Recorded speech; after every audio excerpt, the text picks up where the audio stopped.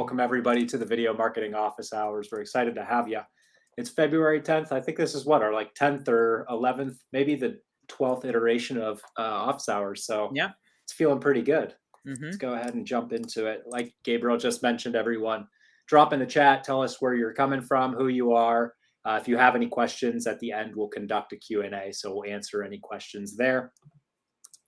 We'll hop into introductions. Oh, geez, we have an extra guy we got to do an introduction for here. But Gabriel, you want us to go ahead and start us off? Yeah, I'm Gabriel Marguglio. I'm the CEO of Nextiny Marketing. We are a Diamond solution partner, HubSpot solution partner in Florida, but we offer our services and expertise to everybody in the United States and some people from around the world. Our specialty, other than video, which we'll talk today, is HubSpot implementations, implementing HubSpots on your website, on your marketing and sales and customer service processes. And of course, everything that has to do with onboarding with HubSpot and creating success for clients after that.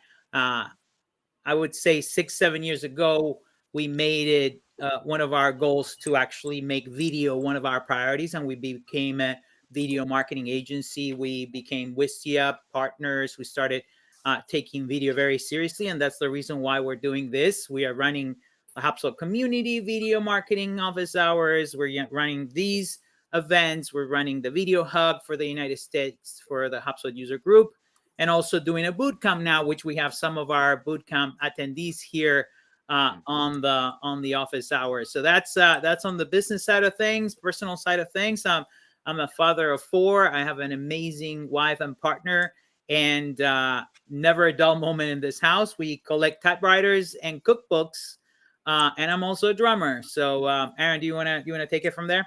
Yeah, absolutely. I'm the video marketing manager here at Nextiny. I'm Aaron, and I think you rounded out Nextiny on a pretty well basis for business-wise, Gabriel. So I'll just talk a little personally. Mm-hmm. I keep saying I'm a new homeowner, but like that's over a year You're old. not. I think I own a home now, and I can't like brag about that. There you go. I really need to come up with some new solutions on explaining myself. But I'm a proud dog and cat dad, so that's exciting. Corey, you want to go ahead and introduce yourself to everyone here? Sure. My name is Corey. I am one of the multimedia marketers at Nextiny. I am also a dog and cat person, but not a homeowner. There you go. Well, there you go. So that's a little bit about us. We'll celebrate when Corey becomes a homeowner. That's what we'll do. We'll definitely let you guys know. So.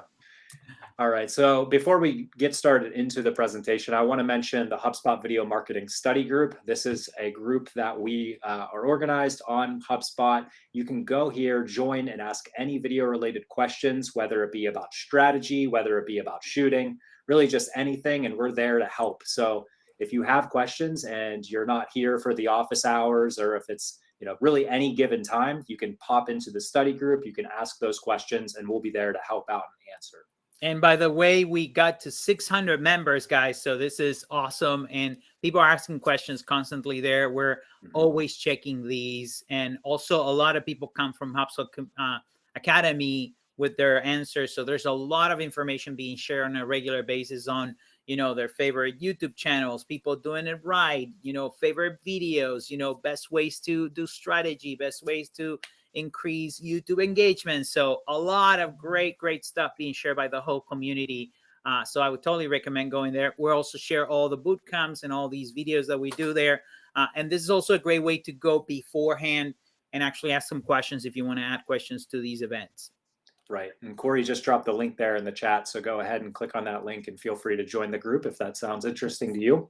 So let's hop into the office hours agenda. What we're going to be talking about today. First, we're going to touch on the HubSpot Video Bootcamp for marketing, sales, and service. We're going to talk a little bit about what it is. Some of you guys are actually in the bootcamp at the moment. You're attending this office hour, so you'll know what we're talking about. It'll be a really nice refresher. We'll kind of go over weeks 1 and 2, a very quick overview of what we did there. Then we'll jump into Wistia's State of Video 2022 report. So this was just released a couple of days ago. So we're excited to kind of dive into those analytics and just understand them. We did have a bootcamp question that kind of was kind of just reiterating over time. So I want to touch on that one question. And then again, if you guys do have questions, throughout this presentation, please leave them in the chat and we'll touch on those at the end. All right, so jumping into the presentation here. I want to stop you right there and say that David is connecting from New Zealand. So I think he has the what is it, 3 a.m. in the morning there? Wow, What's going that's awesome. on? David, thank you. Thank you for your commitment to the group, for sure. Yeah, whatever questions everyone. you ask, you will be answered. We'll be here for you. Okay. Just let us know. We'll keep you up. All right. So yeah, thank you to everyone again. Let's hop into it. What is the boot camp? So we have talked about this a lot in our office hours, but I really want to dive into a little bit more because some people are saying, great, it's education on video, but what exactly is it, right? So the boot camp is a 6-week course that's really aimed to just get someone fully comfortable with video on 2 different sides. So the first side is going to be that recording process, alleviating any fear that's going to be on the screen while you're recording. And then the other side is really going to be that video strategy and implementation side. So how would you implement video into your marketing strategy? Things like that you want to think about. So, going and like I said, creating these videos, that column there on the left side, the video recording and editing, we're going to be having everyone, well, they've already recorded their email signature. This week's assignment, they'll be recording their video voicemail. And you can see we're also going to have them record a sales outreach, a customer outreach, or cultural video. And then last, basically, they're going to take all of the knowledge that they've learned over the weeks and getting more comfortable on camera, re-recording their email signature, and an improved overall video. So on one hand, you're going to get a lot of tangible videos that you're going to record. Again, you're going to become more comfortable on camera and just over time feel really good about creating videos, just become more speedy on the process. But on top of that, you're also going to learn that implementation of strategy. So you're going to also create more of a long-term effort video series by doing a little brainstorming. Maybe it's for your company, maybe it's for yourself, but you're going to create a concept for what's called brand affinity marketing. So basically creating this video series that really just pushes all the information forward. You'll create an initial video brief for your brand affinity marketing concept. Then they're going to go in and create an outline from that brief. So it's really descriptive. It's a lot of work, but it is also understanding kind of every step of the process, not only getting comfortable with yourself with video, but also understanding the process of how do we get started with video? What are the ideas? How do we come up with the ideas? Where do we create videos for depending on where we're at in the funnel? So a lot of things to think about, but they're going to learn a lot of different angles throughout the boot camp. Now, I want to touch on the things we did in those first 2 weeks for the HubSpot Video Bootcamp. We covered the 2021 video analytics through Wistia's 2021 State of Report. So that was in the first week. So if you are here from the bootcamp, you're going to learn a little bit in this office hours because we're going to cover the brand new State of Video Report. Then everyone, we're going to learn this script. So when they join the bootcamp, we have tutorial videos that we've put together through the Descript application. It is a really nice application to learn for video editing. It's very user-friendly. So they initially recorded their email signature script in there, and they'll continue to record the other videos. We've also covered the pillars of an at-home video setup. So we covered everything video related, what they can use to record their videos. We talked about microphones and audio capabilities, what they can do there. We talked about lighting sources, what they can utilize as a lighting source. And then we talked a little bit how they can improve their framing to just overall create the best composition for their videos.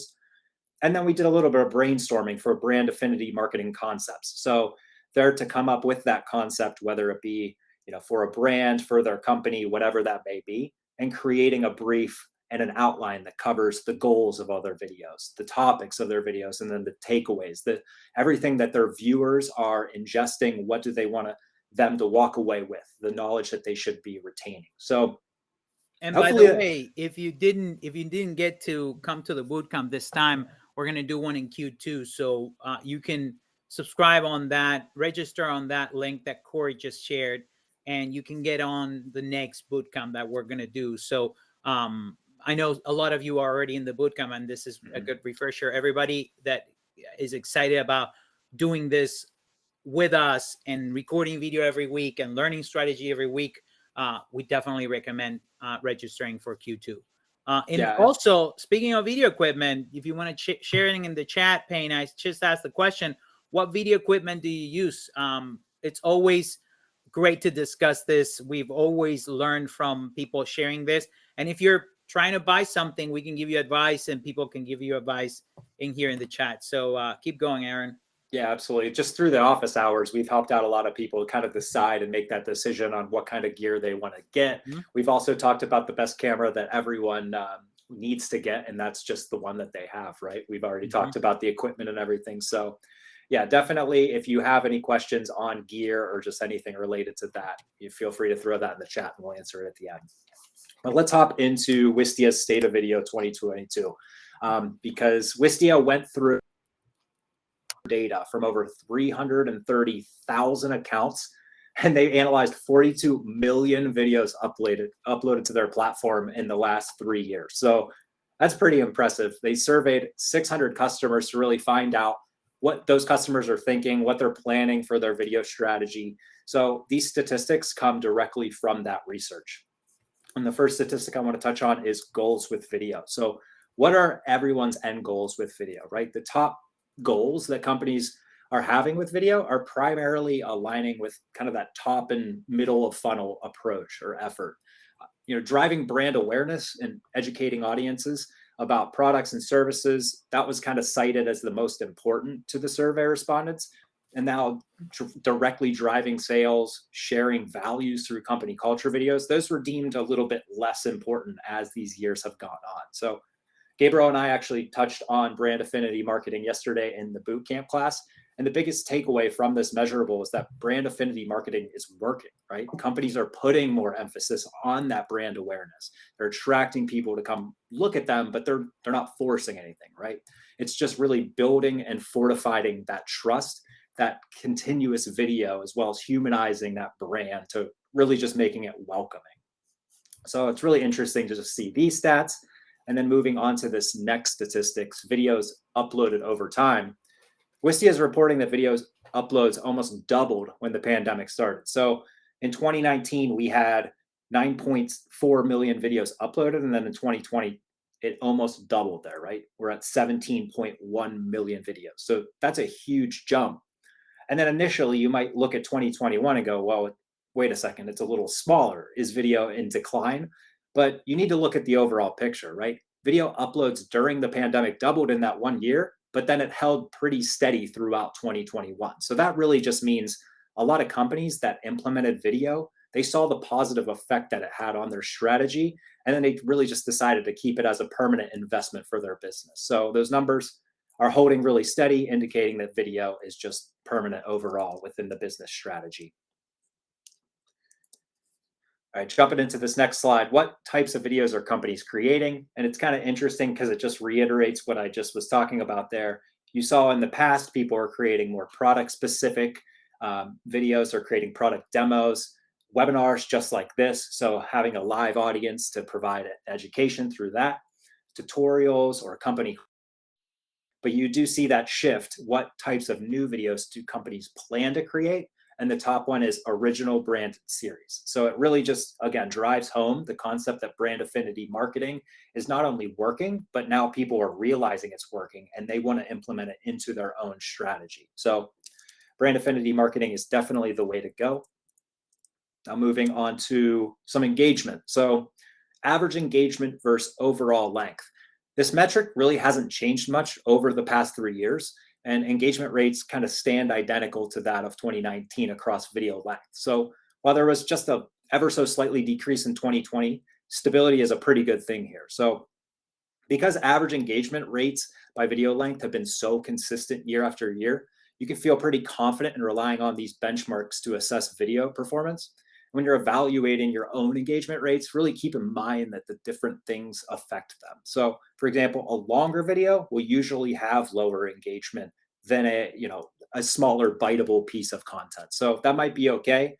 Depending on your goals, you just really need to gauge exactly how long you want to create that video and then understand how your engagement is going to perform. All right, jumping into the next slide here. 4K video. So this is something I wanted to talk about because I've touched on this a little bit in our previous office hours. It's kind of funny because we see 2019, 76,000 videos uploaded in 4K, 2020, 211K, and then about 328,000 videos this past year in 4K. And if we go back to that one slide here, I'm going to just kind of squeeze all the way back here. We're talking about 16.3 million videos uploaded in 2021 and only 328,000 of those being 4K. So 1080p is still the industry standard when it comes to video quality, but don't be afraid of 4K. It is more bandwidth, it is bigger file sizes, but overall, with newer compressions, that's coming down. Render times are becoming a little bit faster. So they definitely are seeing a steady increase in 4K. And I find this funny because it feels that the percentage is still a little too small, because if we look at when 4K was released in just standard video gear, you can see the first mirrorless or SLR camera was all the way back in 2012 with that Canon EOS 1DC. Corey actually has personal experience using the 1DC shooting 4K out in the desert 10 years ago. So it's pretty cool to talk about that. But we've had 4K for 10 years and we're only seeing a tiny percentage. So 8K, what's going to be the percentage of 8K? Zero. Yeah, exactly. So it's just really interesting to see, because so many people think that they need to go buy the newest and greatest piece of technology and record at the highest resolution and do all of these magical things. But at the end of the day, most people are watching videos in 1080p anyway, so it's okay. We always recommend, again, we talked about this just a second ago, but everyone asks, what camera do I buy? What camera do I buy? And I say, well, do you have a camera? Yeah, it's not that good quality though. Well, utilize it. Record your first videos with it. Take advantage of that. Start creating consistent video content, and you'll see the content is so much more valuable than the actual quality. And then over time, if you want to bump that quality, it'll just become natural, because you will start to learn more video over time and then just implement that quality directly into your approach. So just a little thing on 4K there touching. All right, next section. I always feel like I talk too fast, guys. Tell me to slow down if Go ahead. I go too fast. So hopping into the bootcamp questions, we've had this one question kind of reiterated a few times, so I wanted to touch on it because I know we do have some bootcamp attendees, and this is also beneficial to really just everyone that wants to start creating video at home. So the first question was, where can we learn more about that remote video studio that you showed us in the bootcamp? And for everyone in the bootcamp, you know what we're talking about. This is the video studio. We applied this picture here. And basically what it is an all-in-one built-in video studio that you can USB powered, plug into your computer, utilize the camera, utilize the microphone, utilize the lighting to create a full video on a professional level. And we custom create these, but we do have a full blog post that we're going to drop in the chat there.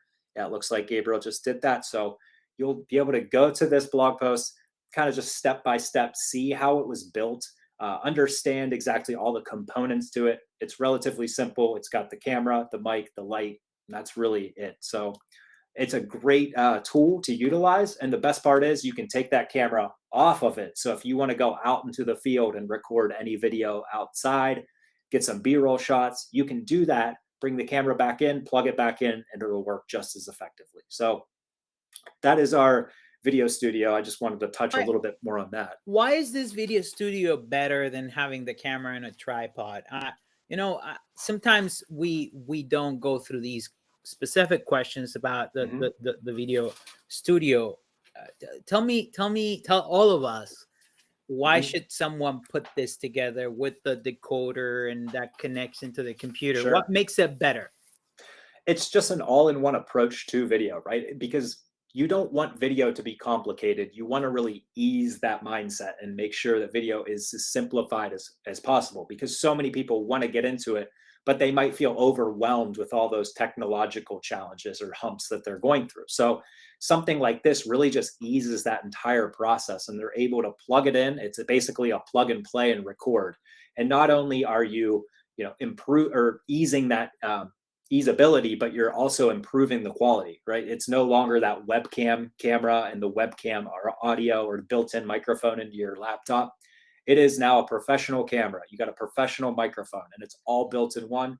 So again, it's easing that kind of that hump of challenge for video, and also supplying you a higher quality video as well. There's no the memory card. There's no thinking of the sound if it's too far away. Like, you replace your webcam, what you're using to connect on Zoom or all these things, and you can actually use this little video studio with Loom, with Soapbox by Wistia. You can use Descript to record these things directly on your computer and then edit online, and you have a whole thing there. You don't have to download the file from the memory that you need to slot. That, like, all of that technical stuff goes away, and you just do what you need to do, which is record a lot of videos. Of course, as Aaron mentioned, then if you're going to go on location outdoors and record something using a gimbal or whatever, then you can take that camera and put it in gimbal and then go do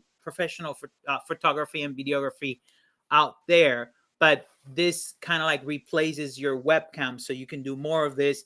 All your videos are going to look better. You on video when you're on Zoom are going to look better. Everything's going to look better. Yeah, and it also, it's the best part about it is it's very tangible. It doesn't have to be that exact camera, that exact microphone, that exact light. We do have recommendations in that blog post, but you'll see you can kind of budget it out into kind of match exactly what you're looking for, how much you're trying to spend, and then just kind of match those and achieve that still with the video studio. Perfect. So yeah, but that's the one question, the main question we had. So I'm hoping we have some more questions slide in here from our attendees. Any other questions, guys? Put it in the chat pane about anything video related.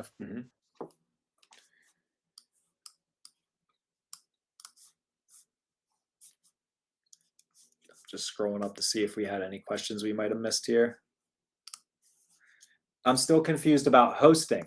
We can talk a little bit about hosting. Let's see.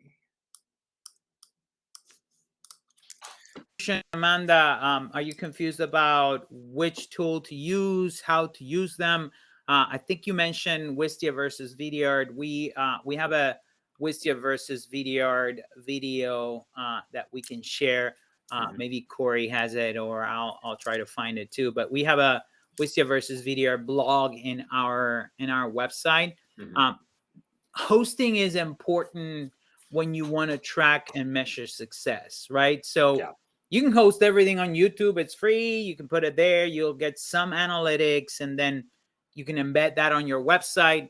The problem when you do that is that I'm going to ask you something. How can you know which videos are being watched by your leads, or which videos are being watched by your leads that are turning into clients? Or how do you trigger a workflow from HubSpot when someone watches a video? These are some of the questions that we need to ask ourselves when we're thinking about marketing and sales strategies and how it interacts with videos. So if you have a video that's critical for your sales process or your marketing process, and you want to trigger something from that, then you need to use Vidyard or Wistia to actually measure these things and interconnect it and integrate it into your HubSpot strategy. So what I'm saying is, you can set up a workflow that says, when people watch 50% or more of this video, send them this email, right? Like, you can start doing things like that. So this is, first of all, automation related and part of like lead nurturing and lead, closing and all those things. Now, the other part of it is, by using something like Wistia or Vidyard and hosting everything there, then you get a lot more analytics. You can see which parts of the video are losing people, and you can start doing iterations of your videos and optimizing your videos over time, because you see that this video is losing, 30% of everybody in the first 5 seconds. Maybe the intro is too long, or things like that. And also you can run reports on which videos are helping people become a lead by following and filling out the form on a landing page, or which videos are helping email be more open and click through. I don't know if that answers the question. Amanda said, which ones to use? I'm drawn to Wistia. Let's see that the free can only embed 3 videos and pro only 10. I would say definitely Wistia. The integration with HubSpot It's only available on the advanced package. If you want, we can talk about it on the Slack channel for the bootcamp, and I can tell you different pricing opportunities and stuff like that. We are Wistia partners, and we've been doing this for a long time. The pricing is kind of weird. You're like, I only get 10 videos. That's crazy. But then if you add in one video, it's like 5 more cents or something like that. So it's not like they're going to start charging you a lot, but they charge you by videos and by bandwidth. But we can talk a little bit more offline on Slack about the hosting. Aaron, do you have anything else to add there? No, I think another great thing to talk about with Wistia versus, something that's free like YouTube is with Wistia, you can completely customize your player button. So you can create with your brand colors, you can implement your hex color directly in. So it's directed and more branded to your liking. And then of course, YouTube will just throw in any sort of advertisement over your video. So if someone's watching a video through YouTube, right, they click play, they get some sort of advertisement, they click it, or if they click on your channel, now they're going to get redirected away from your website. So keeping it in Wistia just kind of keeps it at home, at bay, and more branded as well. Oh, G, you're muted there. Amanda. And we can keep the conversation going, of course. Any other questions, guys?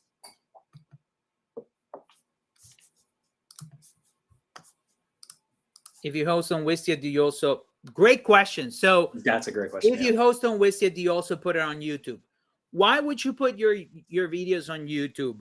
Number one, because YouTube is a huge search engine. YouTube is not only a video hosting platform. YouTube is its own search engine. It's the second largest and most biggest search engine in the world. So people go to YouTube to search for a lot of things. And when people search on Google, a lot of those video results are YouTube results. So putting your videos that are going to be great for replies to searches. So when someone has intent on Google and they're actively searching something specifically, if you can answer that question with a video, put it on YouTube. That means when someone searches for that, either on Google or on YouTube, you'll come up. If you put Wistia versus Vidyard either on YouTube or Google, you'll probably find our video because we put it on YouTube and people found it, and it's a very successful video. We also created a blog and did other resources that always helps with SEO. But definitely, if this is an answer to something that could be connected to intent, someone asking a question like, what is better, Vidyard or Wistia? We were answering that question, right? And we know that our ideal customers were asking that question. Therefore, if you do that analysis, you can put anything on YouTube. You can put everything on YouTube. Your YouTube channel can have absolutely all the videos, but definitely make sure that you put the videos that could benefit from someone searching for it. And in order to come up on Google and on YouTube, you need to do keyword research the same way you do for blogs. You need to make sure you include those keywords and that intent in the title, in the description. So there's a little bit of a YouTube SEO that you could do in order to come up on the search. Aaron, Corey, did I miss anything from the YouTube side of things? No, I think that nails it pretty home. Mm-hmm. The only thing I would mention as well is that it is a social network, right? So people are going on there to chat, to communicate, to engage. So maybe you don't necessarily want all the comments that are coming to your video, but you're probably going to get some comments on it. And so it always is a little bit helpful to kind of engage sometimes with people and just think of it as, another social network. Yeah, definitely. That's a good point. Definitely. And if you're going to do a video series or a video podcast series, I would recommend putting it on YouTube because it's another channel, right? You would put it on, your website, on a page. If you use Wistia, Wistia has an amazing channel. Wistia channels are awesome. We love them. They look beautiful on a website. But then try to find different channels to get more people. So if you put it on Spotify and you put it on Google Podcasts and you put it on different places, why wouldn't you put it on YouTube and create a beautiful channel and then create a cadence and you have a video series that comes out every month, every week, every 2 weeks? Actually, YouTube will will give you ranking on their search if you create a cadence and if you post videos on a regular basis. Your videos will show up higher if you create a cadence and continuously. If you have consistency, you'll be rewarded. So think about those things when you're thinking about hosting and where to put the videos. It's not just the hosting, it's also why are people on YouTube and how can you tap into that channel, right? Absolutely. Great point. Corey mentioned the whole social side of it. It is a social place. So if you go into other videos and share your video and talk to people, and you will probably get, as on any other social network, more engagement and more views and more people watching it. It's also public and everybody can say whatever they want. So be careful what you put in there. Of course. I like that. Any other questions, guys? I know we still have everybody here. So I suppose that if you're here, it's because you have more questions. So put it in the chat and let us know if there's anything else we can help you. Of course, make sure you follow us on the HubSpot community study group, the video marketing study group. Go to the video hug and be part of that community so you can get to our events, and check the bootcamp. Definitely the bootcamp is something we would recommend for people that want to get better at video and actually do it with us and get feedback. We actually had, what was it, like 20 people record their email signature last week, and it was amazing to see that. A lot of them, it was the first time they recorded anything, and it's the whole, like, how do I get better on camera, and how do I, make it look better with the lighting and sound better with my microphone. So we go through all those challenges with you and help you get better. Yeah, absolutely. Anything else, Aaron, Corey? Do you have anything else to share? Nothing else to share for this week. Awesome, guys. Thank you for joining us again. If there's, there's a question. There you go, Brian. Good job. Go ahead, Aaron. Do you want to take that one? Sure. What are the broad categories of tools I might need to have a robust video editing strategy? An example: editing, hosting, recording. So really, it just comes down to what editing platform you're going to learn and edit videos on, right? So there's several video editors out there that are really good, kind of state-of-the-art editors. You also have kind of those entry-level editors that do have professional assets to them, and you can utilize them all the way from learning and recording those basic videos all the way to editing professional videos. So Descript is one we've talked about so many times. So the category there, the editing platform Descript. Final Cut Pro is another really good editing platform that people use. Adobe Premiere Pro is another one. So Adobe products are kind of that in the art category of creation assets. Photoshop, After Effects, you can kind of use all of those platforms together to do all of your video editing, your graphic implementation, your animation design. So there's several applications out there, but yeah, I would say Descript, Final Cut, and Premiere. Those are kind of the three we recommend.